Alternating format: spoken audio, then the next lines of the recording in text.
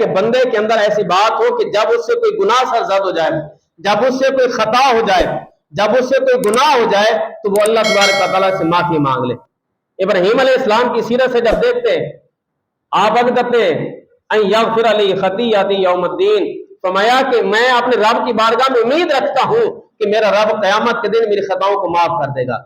حالانکہ اللہ کے نبی ہیں، گناہوں سے معصوم ہیں، لیکن اس کے باوجود بھی آپ عرض کرتے ہیں یا رب العالمین میری جو خطائیں ہیں میں تجھ سے امید رکھتا ہوں قیامت کے دن میری خطاؤں کو تو معاف فرما دے گا۔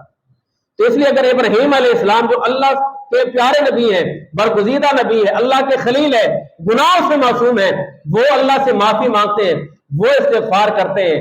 ہم جو صبح شام گناہوں کے اندر زندگی گزارتے پھر ہمیں کیوں استغفار نہیں کرنا چاہیے؟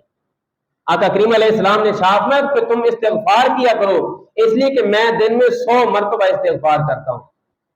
حضور جو خاتم المعصومین ہے، حضور فرماتے میں روزانہ استغفار کرتا ہوں، تو پھر ہمیں کیوں استغفار نہیں کرنا چاہیے جن کا صبح شام گناہوں کے اندر گزرتا ہے؟ اور استغفار کا فائدہ کیا ہوتا ہے؟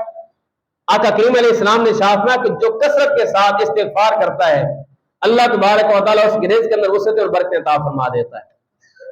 حضرت خواجہ سندسی رحمۃ اللہ علیہ کے پاس ایک شخص آیا، عرض کی حضور میرے پاس اولاد نہیں ہے، مجھے بتائیں کہ میں کیا کروں؟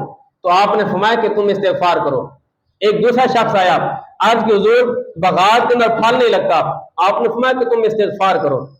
تیسرا شخص آیا، عرض کی حضور نہریں نہیں چل رہی، آپ نے فرمایا کہ تم استغفار کرو۔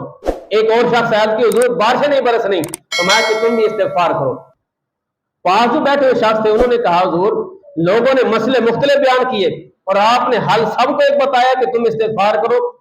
آپ نے فرمایا کہ اللہ تبارک و تعالیٰ ارشاد فرماتا ہے نوح علیہ السلام کے پاس بھی لوگ اسی طرح آئے، انہوں نے بھی یہی مسائل بیان کیے اور آپ نے یہی حل بتایا، استغفروا ربکم انہ کان غفارا، تم اللہ کی بارگاہ میں استغفار کرو، وہ بڑا غفار ہے۔ یرسل السماء علیکم مدرارا، وہ تمہارے لیے آسمان سے بارشیں بھی برسائے گا۔ وَيُمْدِدُكُمْ بِأَمْوَالٍ وَبَنِينَ، اور اللہ تبارک و تعالیٰ تمہیں مال بھی عطا فرمائے گا، تمہیں بیٹی بھی عطا فرمائے گا۔ وَيَجْعَلْ لَكُمْ جَنَّاتٍ وَيَجْعَلْ لَكُمْ أَنْهَارًا، اور اللہ تمہیں باغات بھی عطا فرمائے گا، تمہارے لیے نہروں کو بھی جاری فرمائے گا۔